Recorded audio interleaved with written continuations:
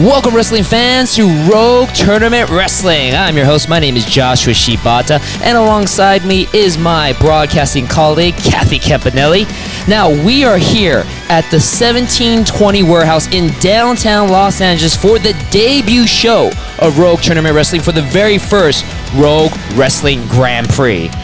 Josh, what an incredible evening it is going to be tonight. You can feel the energy in the air for the first ever Rogue Tournament Wrestling show. And tonight we are going to be crowning the first ever Rogue Tournament title champion. Yes. Can you believe it? Oh, no. It is going to be a night of historic events. We have some of the best competitors, a who's who of wrestling. We have 6 competitors competing in the very first Rogue Tournament Wrestling Grand Prix for the very prestigious honor of being that very first Rogue Tournament Grand Prix champion. So as far as how our tournament is going to go down, we are going to be having 3 different singles matches tonight.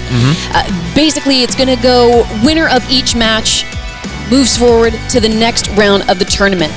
From there, we are going to have a 3-way match to crown the first ever title tournament champion. Right, and as you see of the graphic, you have your competitors again as a who's who of wrestling. Super Penta taking on PJ Black, Killer Cross taking on Tyler Bateman, Jeff Cobb versus Luchasaurus. Again, and on any card around the world, any of those matches are a main event. Those are just the first round matches, Kathy. And then the winner of each of those matches goes on into that 3-way final, like Kathy mentioned before. Again, the electricity here at the 1720 Warehouse is electrified, to say the least. I can't even choose a winner for this tournament. Literally any of those competitors can walk away with the Rogue Tournament Grand Prix Championship. And I think right now we are going to toss it to the ring for Tate Fletcher, former UFC fighter turned Hollywood stuntman. He is our in-show host for the event. Let's take it to the ring.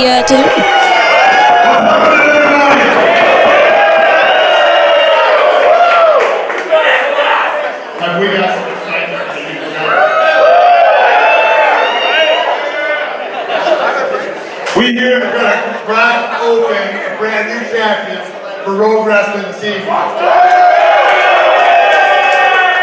We got 3 hard-hitting matches coming up. The winner of each will meet here in this arena and will battle a no DQ.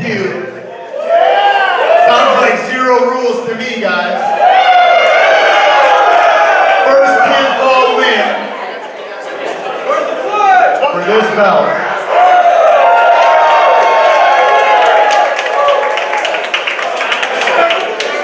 We also have a fantastic bonus match tonight. You guys like a bonus match? We got 2 of the most fantastic athletes out here that are going to perform. Both are female and are going to bring the ruckus. They want to be in on the tournament, but that'll be another day. We already have crowd fame.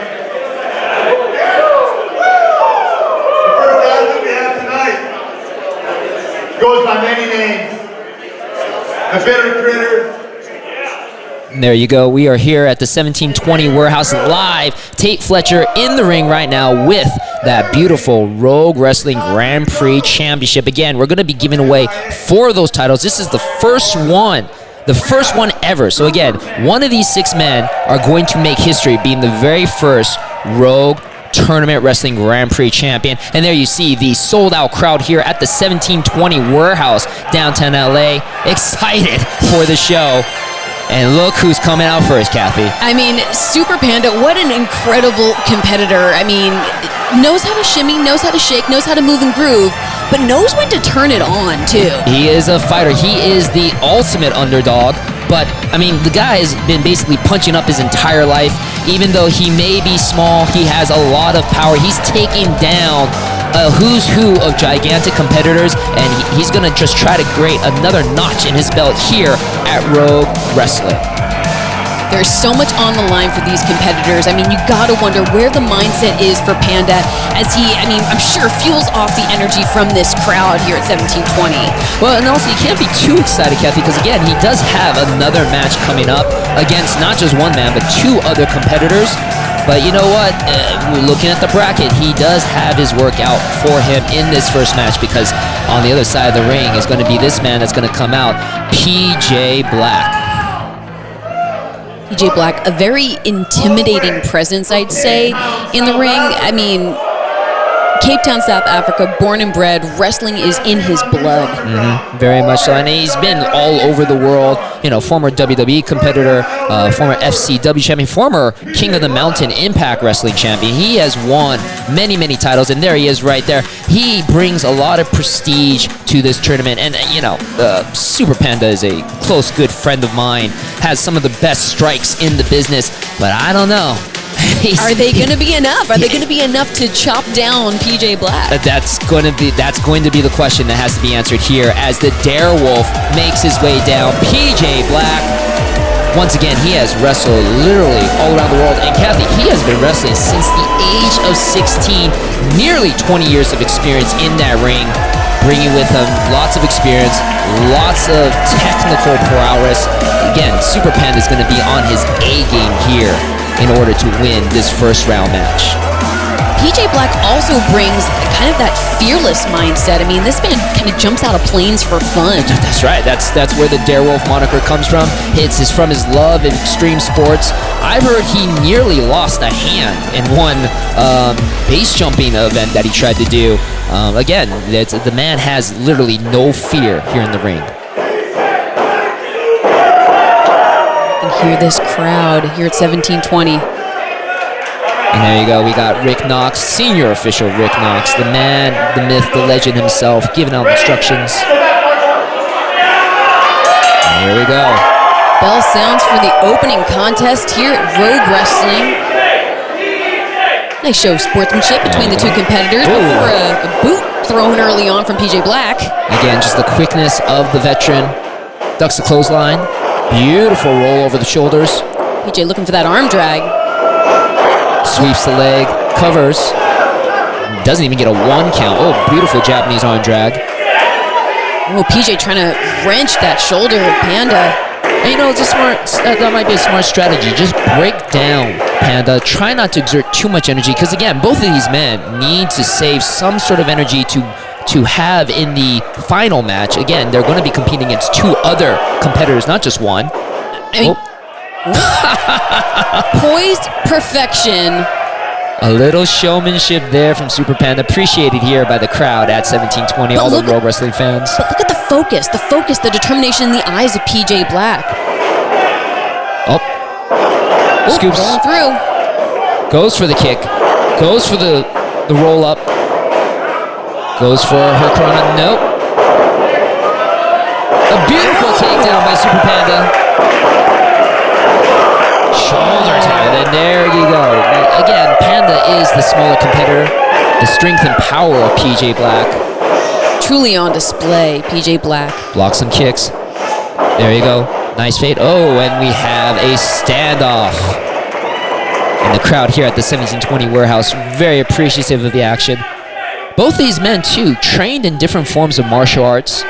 Super Panda has been training all over the world, different forms of martial arts. He's picked all over. He's learned a little Tang Soo Do. He's learned a little Taekwondo, Karate. I heard he's also done Muay Thai kickboxing. PJ Black, he's learned quite a few different forms of martial arts himself. Brazilian Jiu-Jitsu. Ducks the clothesline. Ducks it again. Goes once again for the takedown. Whoa! Although PJ Black blocks it. Beautiful brainbuster. Oh, Panda left hurting. But PJ doesn't go for the cover right away. I'm kind of surprised by that, too. Here's the cover. 2, and the kick out. You would think PJ would want to try to end this match as quickly as possible. Again, it does not benefit him to keep this match going as long as it can, just because he has to save some energy for that final match. Oh, and my goodness, if Panda does end up advancing, look at all of the stress that's being put on his lower back. Call this the pendulum of terror. And now he's going to have a face-to-face meeting with that lower turnbuckle. This is also adding a little insult to injury. In the literal sense. The literal sense. The crowd here at the 1720 warehouse eating it up. PJ Black, a true fan favorite here. Goes up to, drops the boot. Just hammered between the shoulders of Panda. Perched up in the high rent district, always a little bit nerve-wracking. For that elbow, drops it on the head. Wow, Panda just bounced. Cover, 2, kick out. But it is such an interesting factor, Joshua, that you mentioned. Whoever advances in this round is going to have another match. It's you can't expound all of your energy, but you still need to have enough to come out on top. But unfortunately, especially, that's what makes Super Panda such a dangerous opponent, because you know when you're in the ring with him, you're going to have to be in for a fight. And you know, win, lose, or draw, Panda's going to take a little bit of PJ Black with him. So PJ Black's not going to be a full competitor, to say the least, if he makes it to the finals. Panda's just that kind of aggressive competitor. Cover 2. Ooh, that looked like a 3. That was incredibly close, Joshua. Now PJ Black scaling up to the heights once more. Panda's trying to get to his feet. Trying to move out of the way. Oh, again. Now it looks like PJ's really aiming for the head. The neck area, trying to knock out 2 count only. Trying to knock Super Panda unconscious. Trying to knock the sense out of him. We'll try to get the win anyway. You don't have to win just by pinfall submission if the opponent is knocked out. Just like in MMA, the opponent can't go on. Automatically, PJ Black would move on to the finals. Slammed down unceremoniously is Super Panda by PJ Black. PJ Black going up top again. It's worked already a couple of times from him. A little showboating to the crowd. Drops. Foot to the face. PJ Black toying with Panda. And you can't do that with a guy like Super Panda. Super Panda feeding off of the crowd here at 1720. Panda has those instincts. They're those animal instincts. He knew to get that boot up. Blocks the boot from PJ Black, sets him up. Oh, we've seen this before. Going for Pandemonium! Beautiful move and a little strutting for Panda. Panda's got to go for the pin. He's got to go for the finish. Panda might be looking for more of a high-impact maneuver to really seal the deal with PJ Black. PJ Black is on wobbly legs. Panda puts the smoke out, goes for the cover. Here it is. 1, 2, and so close. My goodness. The crowd here at 1720 Warehouse thought that was it. Don't want to call it an upset, but what an upset that would have been if Panda pinned a guy like PJ Black. Joshua, you ain't kidding, but I mean, Panda, you gotta hope that doesn't get into his head too much. Nope, goes for full Nelson, spins around, hooks it. Butterfly DDT. Turn him over. Here's the pin. 1, 2, 3. So close. Panda racking his brain. I mean, at least he's doing it himself instead of PJ Black racking his brain for him. But he's got to stay focused. He's got to continue getting on PJ Black. He can't let a competitor like PJ Black get a moment to recover. Panda getting so far from the crowd here at 1720. That fuel, it's fueling him. It's fueling him. Into an empty pool. Again, took a little too long. Got a little caught up with the fans here at the 1720 Warehouse. Both men are down. Rick Knox putting the count. And now actually this would be interesting. If both men can't answer the 10 count, that means the other 2 competitors that move on to the finals will actually just have a regular match. This is very true. Take that element out of there, but I don't think either of these competitors are letting themselves be counted out. Oh, no way. Trading blows back and forth. Elbow, kick to the legs. Kick back from Panda. Backspin kick. Another one. Tit for tat. These men are going back and forth. Neither one giving an inch. There's a chop. Chop back.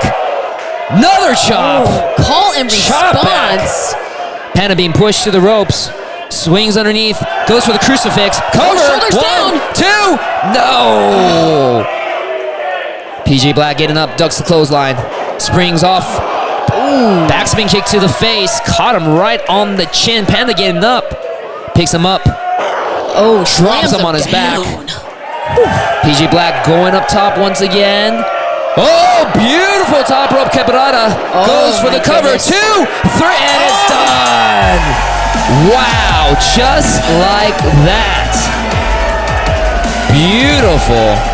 I mean, absolute determination on display from both competitors, but man, PJ Black, he had the taste for that Rogue Tournament title and couldn't shake it. It was amazing, Kathy. Literally, both men could have came out as the winner, but in the end, PJ Black was the one that got the victory. Top rope capoeirada gets the pin, and PJ Black advances on to the finals. But you got to give it up for Super Panda. Super Panda really came super close. Oh, there you go. Show of respect from PJ Black. Giving respect where it's due. Absolutely. I mean, Super Panda was a force to be reckoned with in this match. There you go. And there you go. From the graphics, PJ Black is your winner. Moving on to the finals. But again, we have other Grand Prix. You never know. Super Panda could make his way back into a Grand Prix somehow. But I really don't feel this will be the last we see of Super Panda here in Rogue Wrestling. Joshua, I mean, what an incredible opening contest here at Rogue Wrestling. It had all of the ferocity, the determination, the aggression. I'm stunned. And you know what the scary part is, Kathy? We still have more to go. That was just the first match. We still have 2 more first-round matches, a final and a special attraction women's match featuring Ruby Reyes and Vipress. We have so much more, but again, the beauty of that match, Kathy, is just a taste of what Rogue Tournament Wrestling is all about. And I mean, that tournament title is on the line, so I can't wait to see what our next round is going to look like.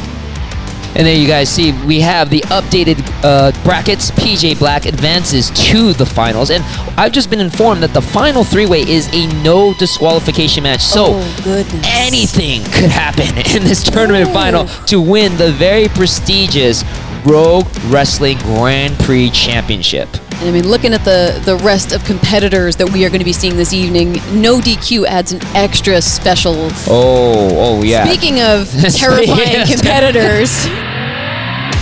As you're seeing in our next match, we're going to be featuring the man known as Killer Kross, the Toll Man. This man, if you have not seen Killer Kross before, oh, you are in for a treat. This man is terror personified. He has a mixed martial arts background. He has loads of wrestling experience, and the scary part is, you know, he does this all for fun. He does this with a song in his heart and a twinkle in his eye as the Herald of Doomsday. Yes, the Toll Man making his way here to the 1720 warehouse. And again, this man standing 6'3", nearly 225 pounds, solid muscle. Just look at his face. He is definitely a man, Kathy, I would not want to run into in a dark alley. Even in a well-lit alley. I was going to say, even in a well-lit alley, I'm still a little, there's a bit of trepidation. Killer Kross entering into the Rogue Wrestling ring here at the 1720 warehouse. A look at that focus, that ferocity in those eyes. Fans here at the 1720 warehouse giving respect where respect is earned. But on the other side of the ring, you want to talk about a man that deserves respect. Tyler Bateman is here.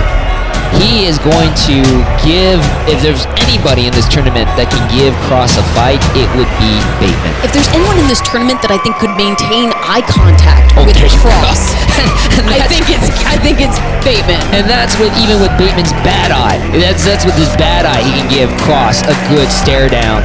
And there you go. Bateman giving some words, I believe, to Tate Fletcher here. Making his way into the ring. Again, another man that you should know about, Bateman. This guy has been wrestling in Southern California for a good 15 years.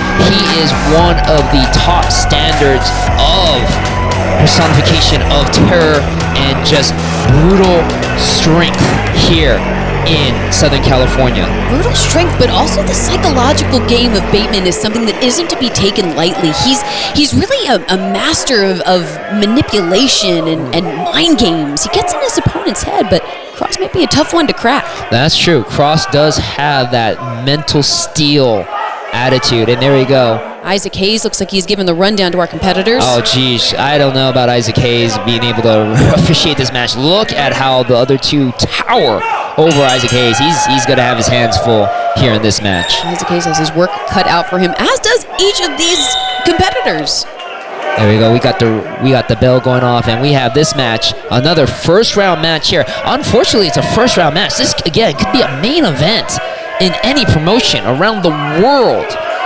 And also too, this is the very first time that these two men have faced each other here in any wrestling ring. So Rogue Wrestling giving fans opportunities to see men that have never competed against each other go mano a mano here in our Grand Prix tournament. An absolutely astonishing first-time singles matchup that we are seeing underway here at Rogue Wrestling.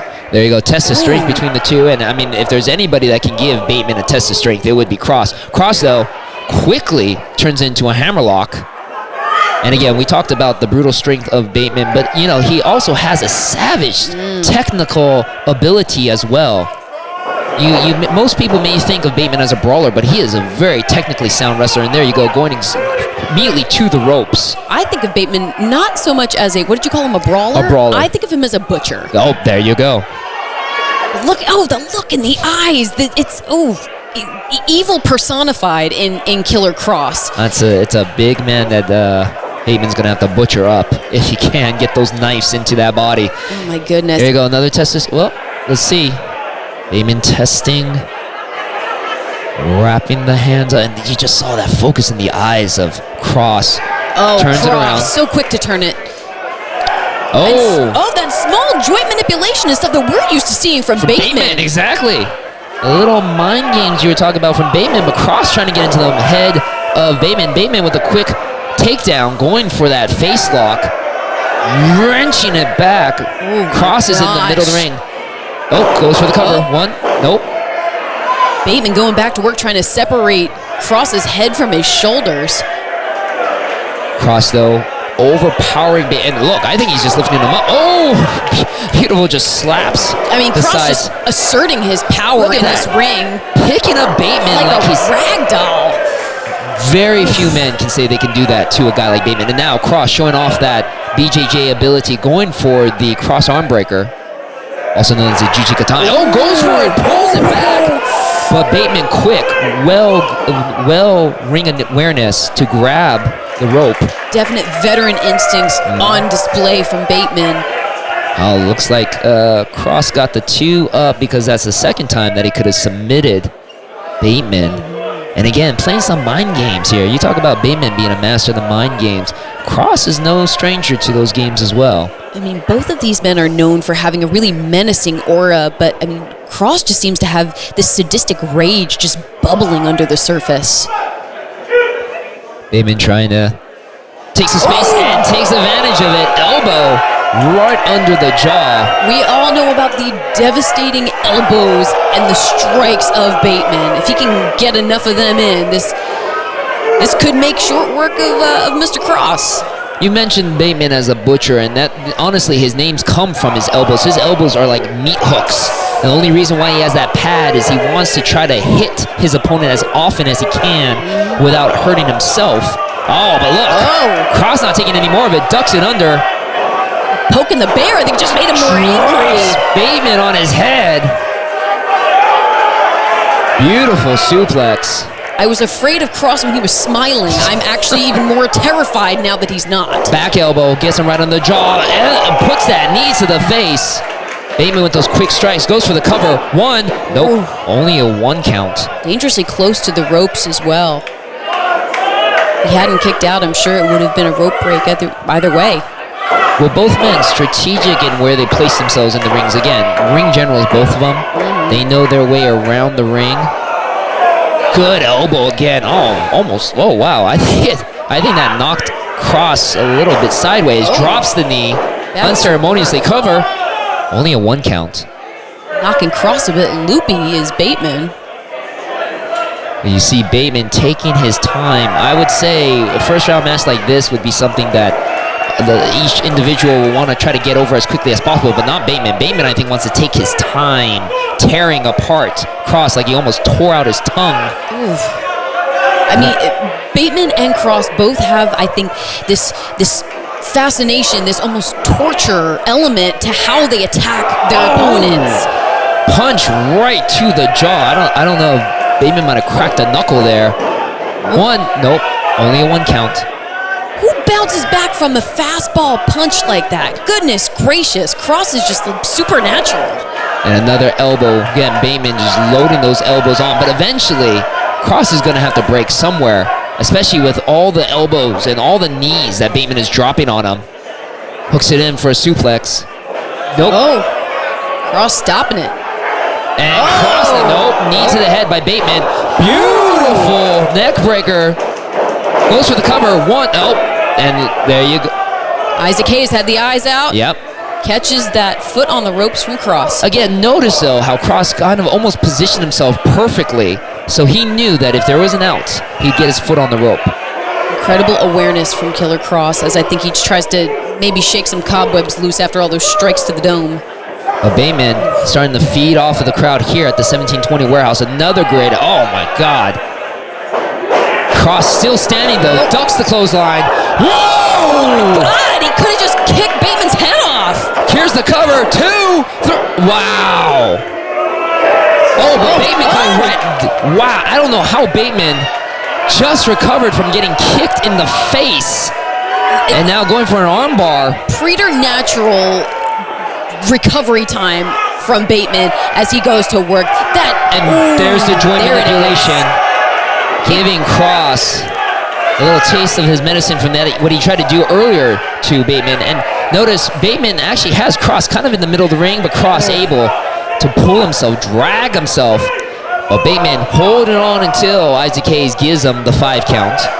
It's what I'm used to seeing from the King of the Crossroads, so if I don't see small joint manipulation in a Bateman match, I feel like I didn't really get my money's worth, you know? Well, the only person that's not appreciative of the joint manipulation, and look at that, I think Cross was just smiling when Bateman just stomped on his fingers. Like I said, I think he's fueled up by the more injury that he's suffering from Bateman. Oh, Bateman elbow pads off. Oh, there you go. There you go. Now Bateman's serious.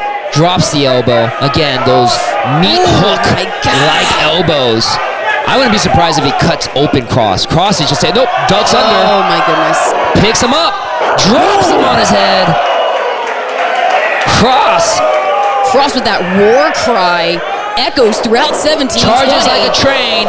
Lands the elbow. Another European uppercut. Lariat nearly takes off Bateman's head. I don't know if he got all of it. He's going to get all of this. Might have gotten it. T-bone suplex, throws him over. Oh my goodness. I don't know how Bateman's standing. Zombie-like is how he's standing. Sidle suplex coming up. Doomsday drops him. But he doesn't go for the cover. No, instead, it goes for like a crossface. Almost like a kata hajime. Oh my goodness. Wraps, you see his legs are wrapped around the waist, squeezing life, and I think he's out. Isaac Hayes just called for the bell. Cross says Bateman is out. I mean, when in doubt, if you feel that the Saito suplex is not enough, just choke him out. And there you see Cross tapping to his wrist. Time is up. Everyone pays the toll to the toll man.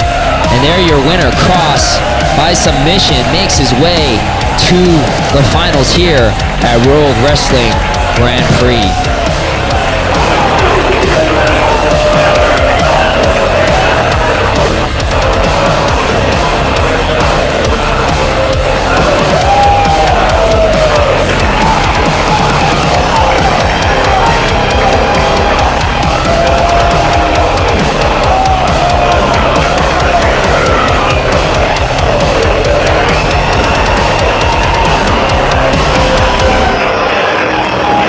Here, Cross, our winner of this first round matchup against Bateman. He's going to be advancing into the finals, that 3-way match later this evening for the Road Tournament title. But you got to wonder, has enough damage been done and suffered at the hands of Bateman to maybe weaken Cross's performance later this evening? It could be. If anyone can chop down a man like Cross, it would be Bateman. And yeah, but I've seen Cross go through many opponents. If there's anybody that can recover quick enough to go 100% in the finals, it would be the Toll Man. Absolutely, Josh. But, I mean, we still have one more first round Before, I can't believe it. It's amazing. So far, let's recap. So far, PJ Black and now Killer Cross have made their way into the finals. We have one more match left between Luchasaurus and Jeff Cobb, Mr. Athletic himself. Again, another not a first time match, but another main event anywhere in the country, in the world, and yet it's a first round match, and one of those two men, Luchasaurus or Jeff Cobb, will make it into the finals. And there you see the updated brackets. Killer Cross joining PJ Black. Now it's either going to be Luchasaurus or Jeff Cobb joining them, and man, it's just the possibilities. It's amazing. And my head is swimming because it's a no DQ. That's this right. This is an added element of intensity that we're going to be seeing, and we can't discount the fact that we have that singles match coming up as well between Vipers and Rays. That's right. Again, amazing action still ahead of us here at Rogue Wrestling. It's amazing and exciting. This is just our first show. We got more shows coming. We got, again, 3 more Grand Prix. We're going to crown 4 Grand Prix champions. Those 4 champions are going to go into our final tournament of 4 champions to crown the very first Rogue Tournament Wrestling champion.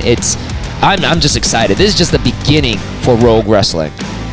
Now here we are taking it to the ring for that next matchup, the last match of the first round of this tournament. And we see here Luchasaurus, half man, half dinosaur, all aggression. There you go. I don't know how that percentage works out, but that's my math. Luchasaurus is one of the unsung competitors here in Southern California. Many people said he is just that one big win away from becoming a superstar. He's a star already, but to become even bigger.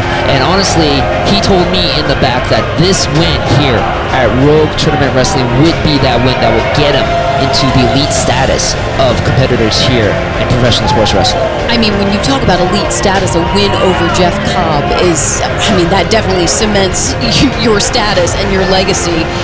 But I mean, Luchasaurus, he did have his first matchup against Jeff Cobb at Bar Wrestling in January of this year. So, I mean, Cobb came out victorious then, but are we going to see a repeat? Well, we'll see. I mean, I would think Luchasaurus is one of those competitors that he'll learn from what mistakes he made, and I think that kind of gives him a little bit of an edge here against Jeff Cobb. He knows what Cobb is all about. He knows how prestigious this tournament is. Again, there's a lot riding on this win. This is going to elevate. Whoever wins this tournament is going to be elevating even higher than before, and this is the win that Luchasaurus really, really needs. This is the win that Luchasaurus wants.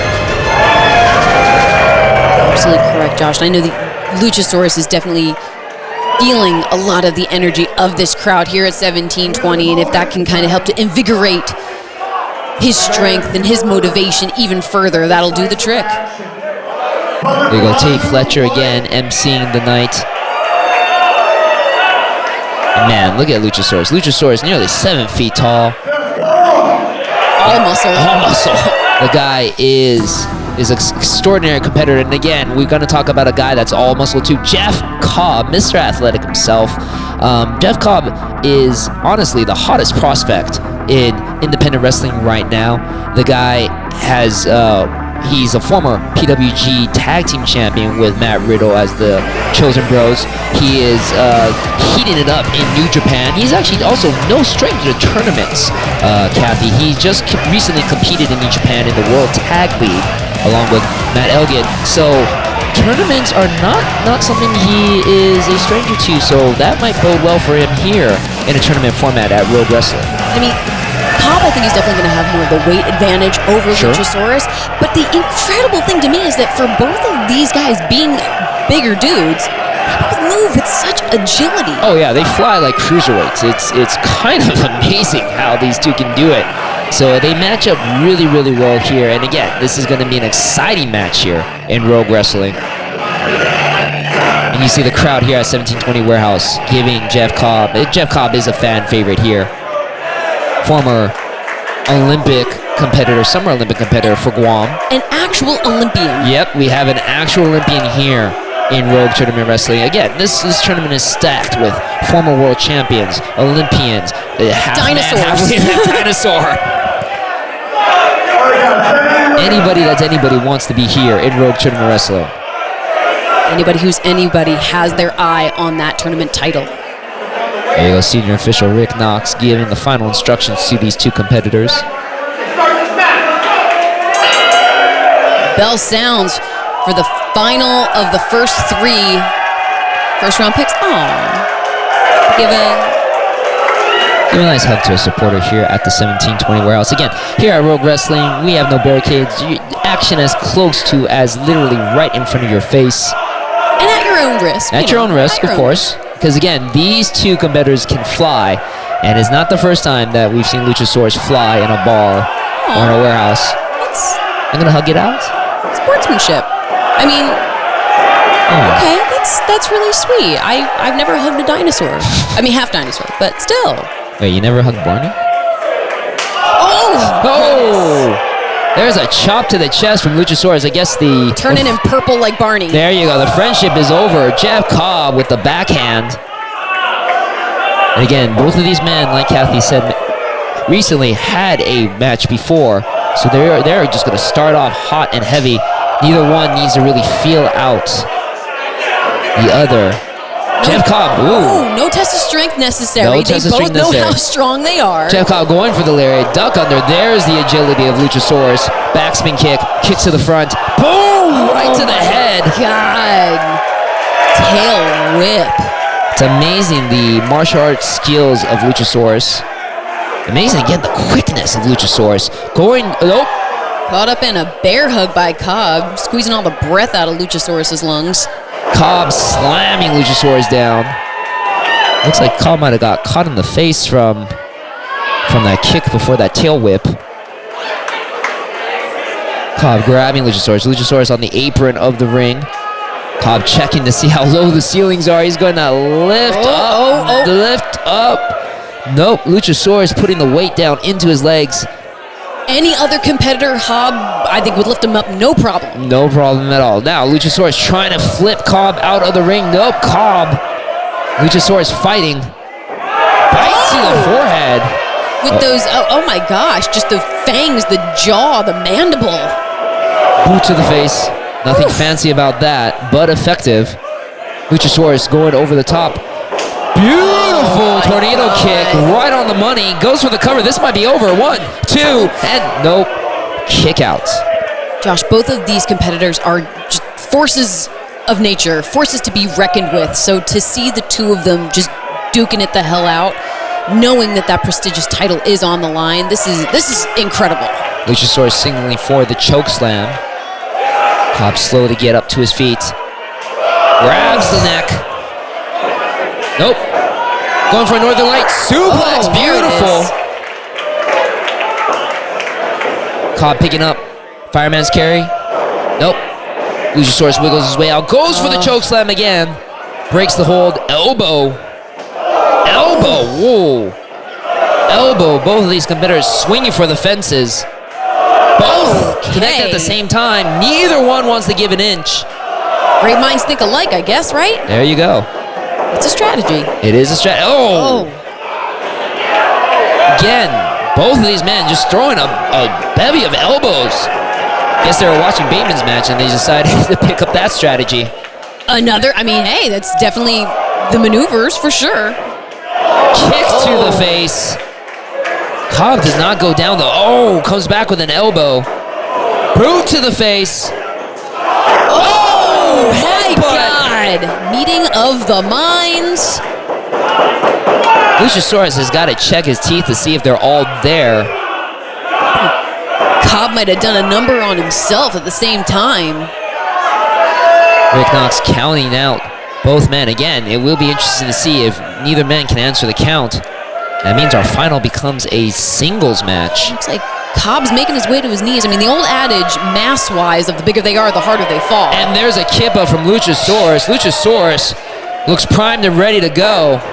Oh, blocks the kick. Knee to the face. Oh, my God. Oh, no.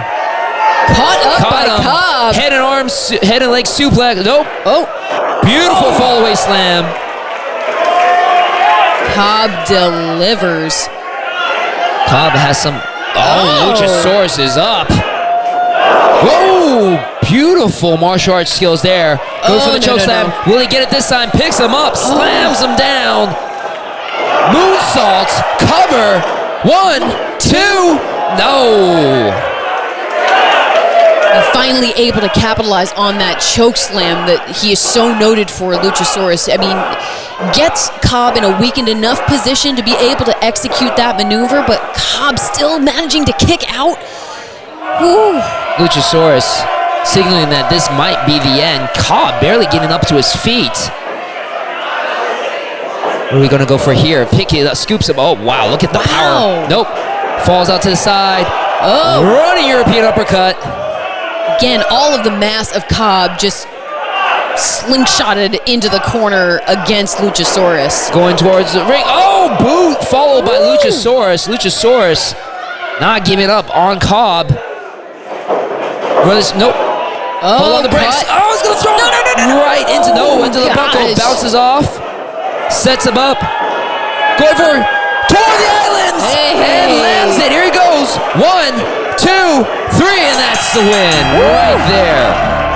Wow.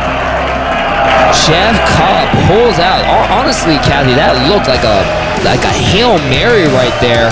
I mean, a desperation maneuver, I think. I mean, at the end of the day, that title is on the line. Jeff Cobb can feel it. He is a true competitor, a true athlete.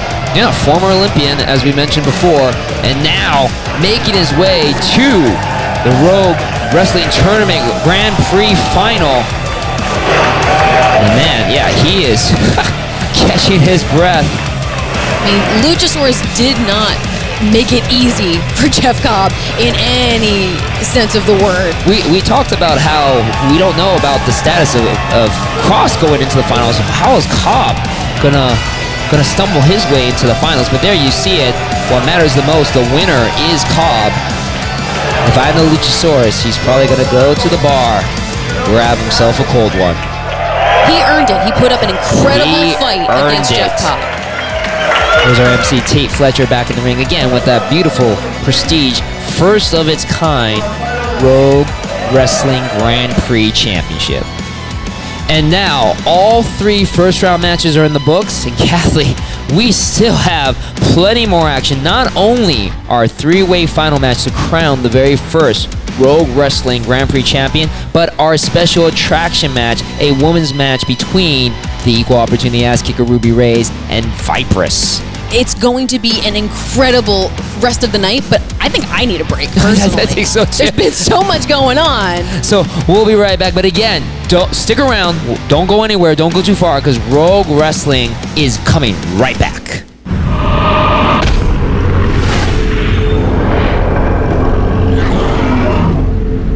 Welcome back, wrestling fans, to the 1720 Warehouse. I'm Josh Shibata, along with me, as always, my broadcasting colleague, Kathy Campanelli, and we are here for Rogue Tournament Wrestling, the very first debut Grand Prix tournament.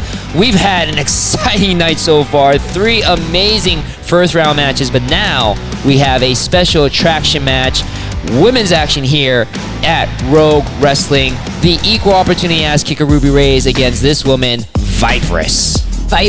Vipress, an absolutely intense competitor. We talked about Cross being evil personified. Vipress is actually just evil. Yeah. No matter how you want to slice it or dice it. Well, it can't go anywhere else but evil if you calling yourself Satan's daughter. But that is Vipress, and there she is, making her way to the Rogue Wrestling ring here at the 1720 Warehouse. Very, very intimidating is Vipress. Vipress is an absolute vision, but also quite terrifying. But if anyone can stand up to someone like Vipress, it's the equal opportunity ass kicker Ruby Reyes. Yeah, Vipress is relatively new to the pro wrestling scene here in Southern California. But again, it's almost like the jailhouse yard mentality. You find the biggest target and you take that person out and you become the ruler of the yard. And that's basically what Vipress is doing, trying to go after someone like Ruby Reyes. It's like laws of the jungle. You have to assert your dominance, right? There you go. And Ruby Reyes has been as dominant as any here in Southern California. She has set the standard for women's wrestling, not only in California, but almost the entire country. There's nobody more dominant than Ruby Reyes when it comes to women's wrestling. Ruby Reyes, I like to use the term forged in the fires of the Santino Brothers dojo. She is Santino tough to a T. There you go. Chigona is Ruby Reyes making it right. Look at her. She is just staring down Vipress, stalking her like prey. Oh, there you already. go. You can feel that intensity. There's something personal there. Again, I just believe Vipress is trying to pick a fight with the biggest dog in the yard, and that is Ruby Reyes. She is a crowd favorite here at the 1720 warehouse. She has wrestled all over the West Coast. She's also wrestled not just women, but men. Again, her nickname is the equal opportunity ass kicker. She will fight man, woman, child. She'll fight anybody. I don't put it past you. Yeah, that's totally fair. She just wants to break it down, and she wants to brawl. And what better place to do it than here at 1720? There's Tate Fletcher giving the mic to Isaac Hayes, giving the final official words of the match. Wow. Quick out the gate is Vipress. Open palm strike. Oh, and there's Ruby Reyes grabbing the hair. Oh, kicks the leg, ducks the clothesline. Vipress moving with a lot of great speed. Rolls, good evasion. Kicks the leg of Ruby Reyes. If you want to chop down a redwood like Ruby Reyes, you got to go for the legs. One chop at a time, Josh. One chop at a time. And Vipress is doing really well, just keeping quick movements. There you go, quick movements and striking. I kind of like the moxie of Vipress. Absolutely. I mean, she came out hot at the beginning of the match, and now I think it's a matter of evade, use momentum, and get the strikes in where you can. And never give Ruby a chance to recover. Vipress has been on her from the get-go. Good kick to the face. Goes for the cover. 1, 2, barely a 2 count. But Vipress needs to continue just pouring it on to Ruby. Drop kick to the back of the head. Separating the shoulders. Cover 2. I don't know. Ruby might have underestimated Vipress a little bit here. Reyes staggering to her feet. Eats another kick from Vipress. And Vipress just very deadly with those kicks. Oh. Got caught. One false move. That's all it takes. Capture suplex. Throws her over. Now looks like Ruby's taking control of the match. Vipress has got to figure out a way to get back on top of things here. Vipress is hurting, but Ruby Reyes almost looks just like mildly perturbed. Like a fly, like a gnat that keeps buzzing around you. Well, that gnat just struck again. Ruby Reyes caught up in the turnbuckle. Vipress trying to... Oh, Ruby holding on, trying to go for the roll-up. Oh, no, Ruby, sweetheart, that's not going to work. Absolute powerhouse. Flips her over. And we were talking about the crowd being right up to the action here at Rogue Wrestling. And they knew well enough to make a hole for good old Vipress on the outside. And now Vipress targeting the arm of Ruby, kicking it. That's actually a smart that's a smart strategy right there. Picking apart Ruby Reyes, going for that shoulder, that arm. Now the women brawling through the crowd here at the 1720 warehouse. Again, no barricades here. You gotta watch at your own risk. Kick to the back of the head. Ruby still standing. And personal. Caught. Oh! Face first on the apron of the ring. Don't say it. But Vipress is just laid out at ringside. Oh, Ruby unceremoniously rolling Vipress back into the ring. Vipress has got to figure out another strategy to try to take out Ruby. Otherwise, this match is going to end. Vipress has got to just worry about getting vertical. Kick to the ribs. Now it looks like Ruby is going to play with Vipress a little bit. It's like a vulture circling its prey. And again, these women not part of the Rogue tournament, the Grand Prix, so they can wrestle as long as they want, and this is the only match they're gonna go through. So Ruby can literally take all night if she wants to just dismantle Vipress. I mean, Ruby can literally take Viper's head off, which is what she basically just did with that line. Vipers looks out on her feet. Ruby picks her up like it's nothing. Oh, Vipers wiggles free. away. Going for a choke. Smart move here. If you can't breathe, you can't fight. Oh and my Vipers gosh. trying to choke the life out of Ruby. She's got her hooks in. She has a very nice rear naked choke going on. She's just got to hook that arm behind the head, but Ruby going down. You can see the pain on her face. Ruby definitely faltering on. Oh! I spoke too soon. I spoke too soon. Ruby backs Vipers into the turnbuckle, but Vipers is still holding on. Vipers actually looks like she's pulling for a chin lock, almost like a modified camel clutch. But now Isaac Hayes forcing the release. Oh no. Ruby's grabbed Vipers. Getting her in position. Oh my goodness. Oh, throws her down. I don't know how Vipers didn't just go through the ring. Well, Vipers Holy definitely rolled out of the ring, trying to catch her breath. Ruby trying to catch her breath. Ruby now going after Vipers. Oh, if there's a woman you do not want to scorn, that would be Ruby Reyes, as she is now going to... She's going to show Vipers the other side of the 1720 warehouse here as they're making their way through the crowded 1720 warehouse. All the fans here in attendance, you can see they're having a great time. Don't forget, wrestling fans, to join us on our next Grand Prix tournament. Ruby causing the crowd to move. Vipers! Oh, into the barricade. There is a barricade just on the other side. Yeah. But, I mean, just Vipers being thrown like a battering ram. Oh, no. Don't get up, Vipers. Oh, knee to the rib. Nothing but the kitchen sink. Holy moly. Ruby's not done, though. Ruby picking up Vipers. Vipers may be regretting picking a fight with Ruby Reyes. Ruby... Oh, my gosh. Chopping the life out of Vipers. Thunderous chop. Oh, Vipers Caught catches that one. it. Vipers coming back. Holding on. Kick to the head. Vipers is perched up. Goes for the dive. Got part of it. Ruby does go down. Vipers making her way. She is getting the heck out of dodge. Smart girl. Smart girl. Smart girl. Trying to recover. Ruby Reyes left licking her wounds. Trying to get... Oh, here comes Vipers once more. Clubbing blow to the back. Has Ruby by the hair, trying to get this match back into the ring? Or that's the only way you can win the match. Has to go into the ring. So Vipers throwing Ruby back. Vipers going up top to the second turnbuckle. Ruby still looks a little stunned. Goes up top again. No. Oh, Ruby catches that cross-body attempt from Vipers. With just one arm. As casual as ever.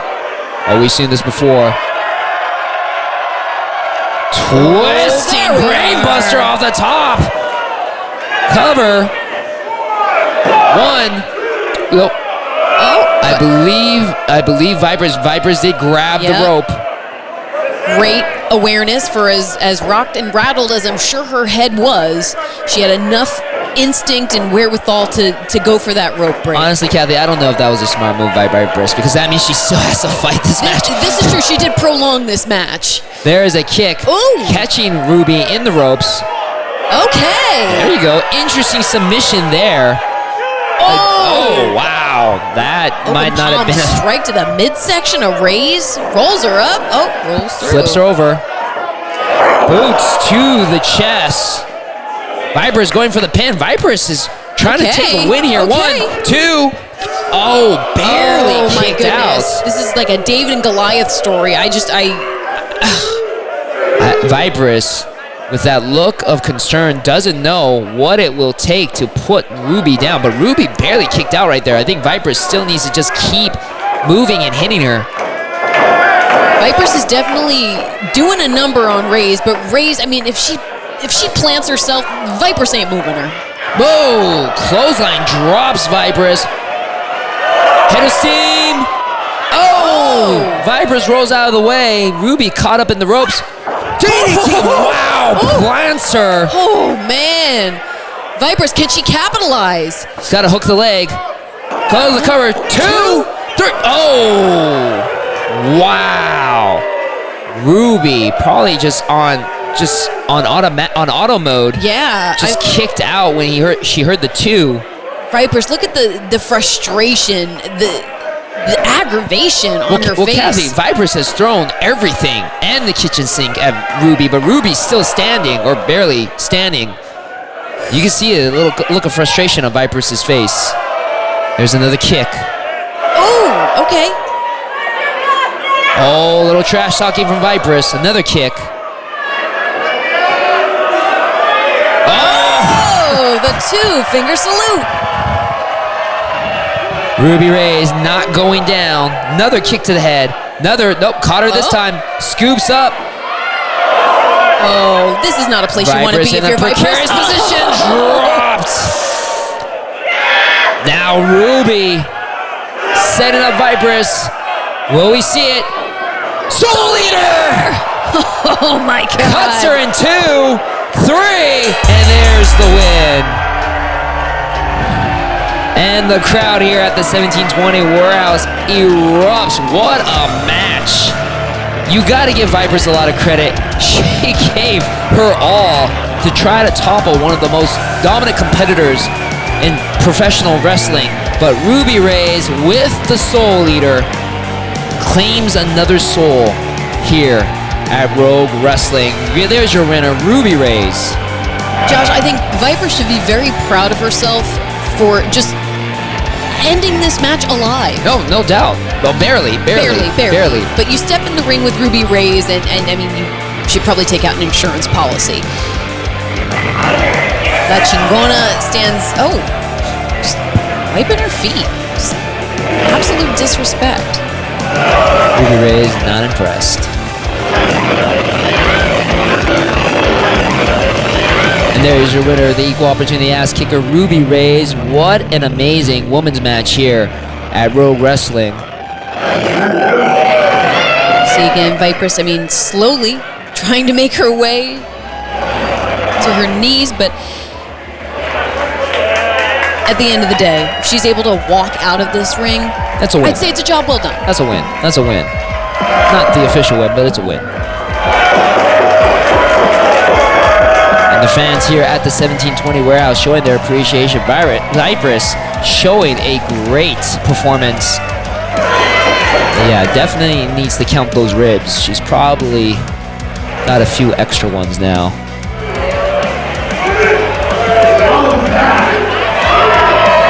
Back to Tate Fletcher in the ring. Tate Fletcher warming up the crowd here at the 1720 Warehouse, because you know what's coming next, Kathy. Our main event of the evening. Our very first three-way to crown the very first Rogue Tournament Grand Prix champion.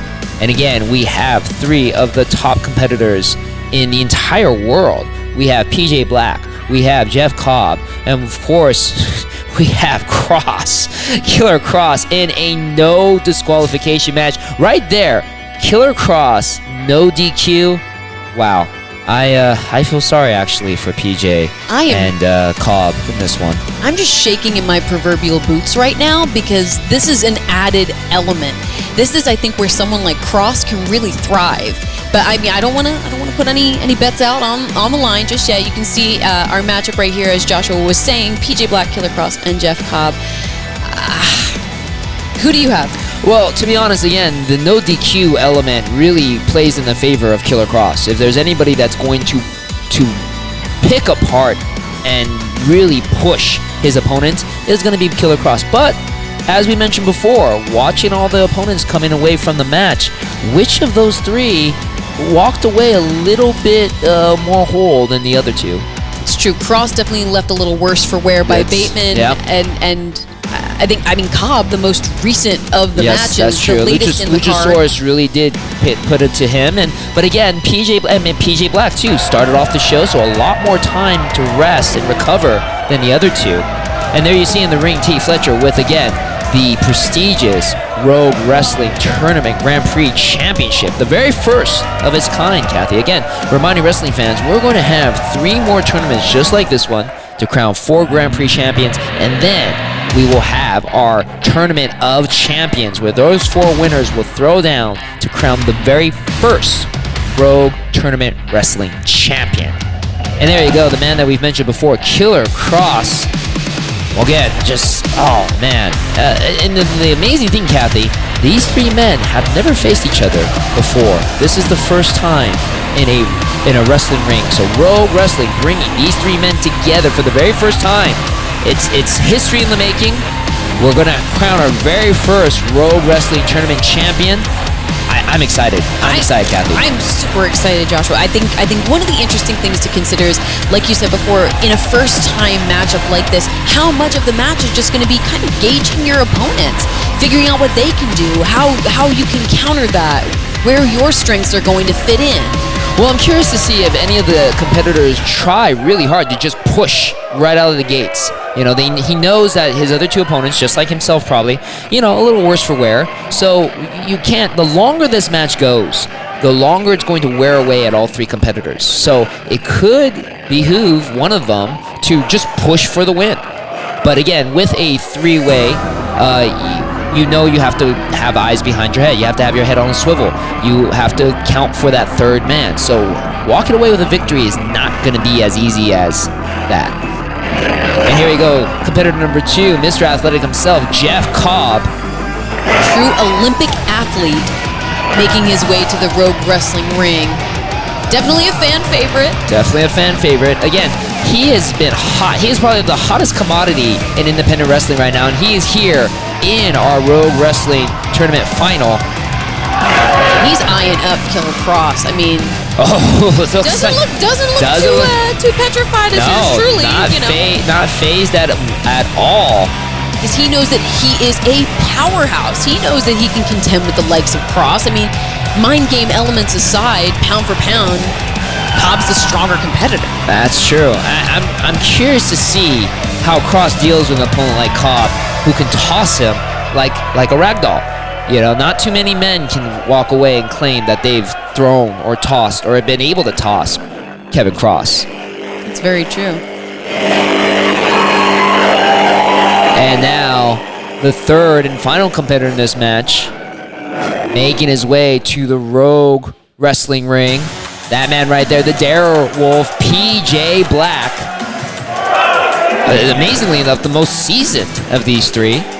You said he started as a teen. He's 16 years old. He's a 20-year experience, wrestled all over the world. If there's anybody that has the experience factor as their advantage, it would be PJ Black. And also, I think as far as just kind of the mental game of a pro wrestling match, PJ Black is fearless. I just don't think that that's even something that's in his vocabulary. But to be honest, if there is a person to put fear into the heart of PJ Black, it would be that man, Killer Kross. But PJ Black gunning right for him. Standing his ground and cementing himself as a dominant and force to be reckoned with in this matchup. All right, here we go. Tate Fletcher with the introductions. Giving the mic to senior official Rick Knox. And here we go. Bell sounding for our main event of the evening. Oh, you can, again, the tension here, electricity in the air. All three men. And again, trying to suss each other out. This is where a first-time matchup, this is something that can happen. Jeff Cobb, though, drawing the line for both men. Wow. Wow. Okay. Drawing the line. And there we go. Cross. Oh, there we go. Like I said, like it was nothing. Don't think that's something that Kross is used to. Nope, not being dropped on his head. Definitely not. PJ Black trying to jump on top of Cobb. Nope. Cobb slams him down too. Kross still trying to recover. Beautiful athletic plex. Jeff Cobb just putting his talents on display here at Rogue Tournament Wrestling. Turns PJ Black inside out. And there you go, Mr. Athletic himself, Jeff Cobb, starting out the match hot. Like I mentioned, Kathy, might be the strategy. Just start dominating and take advantage of whatever condition your opponents are. This is very true. And I mean, Cobb is coming off of the most recent match in this evening. Right, but he looks like the freshest out of all three. You are so right, Joshua. He is just oh my God, stacking them up. Look at that. That is over 500 pounds of humanity on his shoulders. And Cobb's just walking around like Atlas. Like he's at the park. Oh! That's where the no DQ comes into play. It's a technique. It's a strategy. And now PJ and Cross working together. Kick to the gut and dropped on his neck. Here's the cover. PJ. But of course, right? Silly goose. Right. Cross, of course. No, actually, wait. Cross says he has an idea. Or is he suggesting maybe some teamwork? Okay. Interesting that Cross is the one that wants to have teamwork in this match. Making his way to the stage, you see the I guess he just wants a drink. Yeah. Hey, I mean, Cobb's laid out. Celebrate with some beer. It's cool. Oh, he wants to hit. I think he wants to hit Cobb with the beer bottle. Okay. Again, right. no DQ. Again, no plays DQ. in the favor of the man known as Killer Cross. If there's anybody sadistic enough to take advantage of the no DQ, using anything at hand, beer bottles included. I mean, when it comes to a prestigious title like the Rogue Tournament title, you do what you gotta do.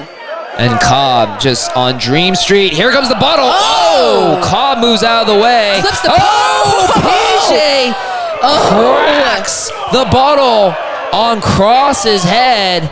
Oh, but now PJ going to work on Cobb, knowing somebody should be checking on Cross. Someone should probably check on Somebody Cross. should check on Cross. Cross could be bleeding like crazy, and PJ wanting another beer. Okay, I mean, and of PJ, course, an early celebration, maybe trying to think that he's, got his opponents pretty much figured out, right? The bartenders here at 1720 Warehouse, very accommodating. PJ Black going for the strike with the beer bottle. Cobb, though, blocks it. Kick to the gut. Both men, though, have beer bottles in hand. Again, no DQ. There's nothing that Rick Knox can do but watch this happen. Just like our precious onlookers here at the bar. The fan here at 1720 Warehouse kind of enjoying the view. I don't think she realizes how dangerously close she is to the action. Wow, I mean, Rick Knox, whoa, there's ducks it. Cracks right over the head. I'm wondering if Jeff Cobb might have done some damage to his cut his hand. Oh, Rick Knox checking on Cobb a bit, but now Cross what is Cross doing? Wow, Cross we thought was out of the picture after taking that bottle to the dome. Again, taking advantage of the no disqualification stipulation, setting up. I think Cobb might have cut his hand, but he has a table set up. He's just waiting. He knows that the match must be won in the ring. Look at that. He's just going to take a little nap. That's actually a great strategy. He's going to let Cobb and PJ fight it out, and then he's going to pick the pieces. Carrying birds. And there's Cobb once again picking up. He already picked up PJ and Cross, so this is light for him. Making way in the crowd. Bringing PJ back to reality and back into this match. I wonder if he notices that there's a table set up and there's Cross like a python. Poised to strike. He doesn't see it. Oh! Through the table. Oh my God! Cross has just speared PJ Black through the table. And I don't know if Cross might have knocked himself out going through that table. Cobb is just, he's just kind of chilling on the side. Cobb said let these maniacs take care of themselves. I don't know why Cobb isn't just going for the pin. The match is over right now.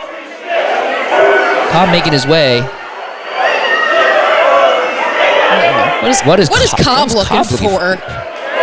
Cobb is nothing if not a strategist, though. So, maybe he doesn't want to capitalize. Oh, he's found another table. It's like there's a yard sale underneath that ring. There's all these tables for sale.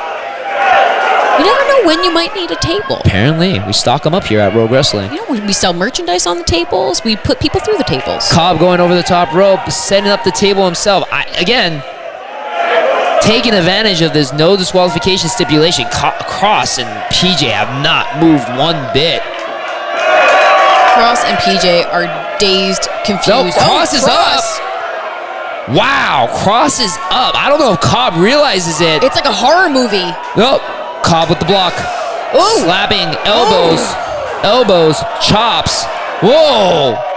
Unloading on Cross. Cross still up. Lariat. Nope. I don't think Cobb is used to a lariat not doing anything to a human. Running to the ropes. Whoa! Lariat turns. Inside out, upside down, and backwards goes Jeff Cobb. Well, Cross might have hurt him. Cross kind of gripping his chest. He might have pulled a pectoral muscle when he literally threw everything in that lariat. But now PJ is finally up.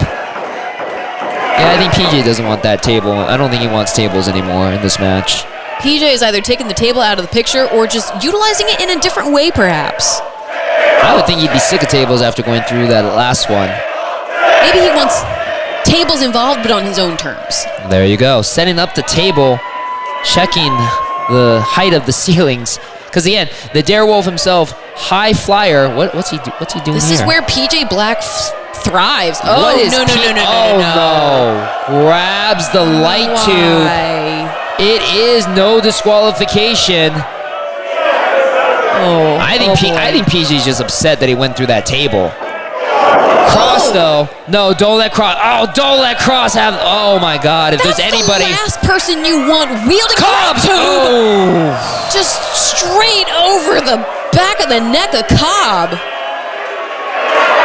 Cobb is out. And look, Cross is just enjoying himself. Oh my God! All the shards of just powdery fluorescent glass. Oh, super kick by PJ. Cobb is set up. He is out. PJ going up top. Oh my God. What's he gonna do here? Oh, no. Frog splash through the table for the cover. 1, 2, 3. He gets the win. And PJ Black is your Rogue Wrestling Grand Prix champion. Truly, history has been made tonight, crowning the first ever Rogue Tournament Wrestling champion, and it is none other than the Darewolf PJ Black. Honestly, after being put through that table, I would have counted PJ Black out, but he was able to get back up, put Cobb through the table, and there is the Rogue Wrestling Grand Prix Championship belt around PJ Black's waist. With a smile on his face, PJ Black survived the war. Congratulations once again to the very first Rogue Wrestling Grand Prix champion, the Darewolf PJ Black. It looks like a war zone in that ring, Kathy. Oh my God, Joshua, you ain't kidding. A war has definitely been waged. PJ Black stands tall, but Cobb and Cross put up a hell of a match. Oh yes, this match could have went either way. PJ Black though taking advantage of Cobb being knocked out by that fluorescent light tube and then putting him through the table with that frog splash. There is your winner, PJ Black, the champion. PJ Black. He has now crowned himself the champion, made his way now into our Tournament of Champions. We're going to have 3 more Grand Prix, crowning champions at each one of those. All 4 men will then go into our, all 4 competitors, because we are an equal opportunity company here at Rogue Wrestling. And PJ Black has the mic. Let's see what the champion has to say. I did not think that was going to happen at all. Seriously, I don't know what to say right now. The guys that put up this event, Rogue Wrestling, Corey, George, those guys did a fantastic job. I think this is going to be very unique, new kind of feel, and I'm just super stoked for this. Thank you guys for coming.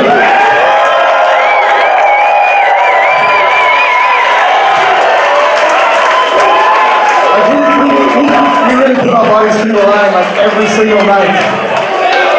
And we do this because of guys like you.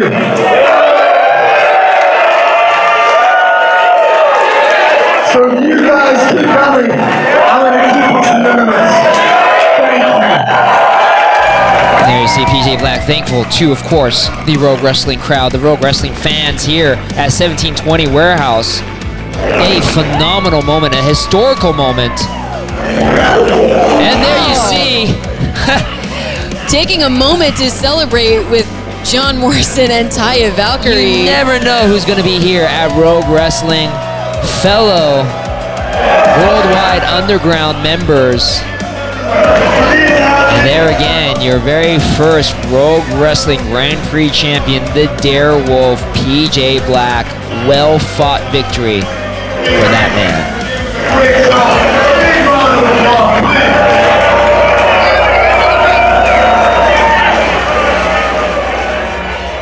All right, and the crowd is still on their feet here at the 1720 Warehouse. What a night. We saw Giants fall. We saw men going through tables. We saw beer bottles. We saw fluorescent light tubes. We saw it all.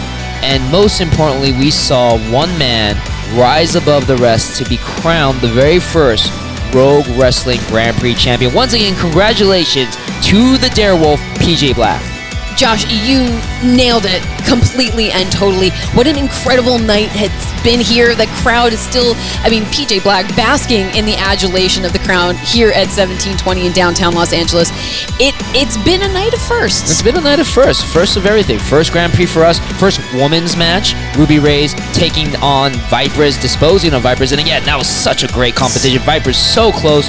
Honestly, everybody that competed in the ring today, Super Penta, Luchasaurus, everybody, Bateman, it literally is a who's who of professional wrestling, and that's just the beginning, guys. Again, we have 3 more Grand Prix tournaments ahead of us. We're going to crown champions for each one, and then all 4 of those champions will go into our tournament of champions at the end.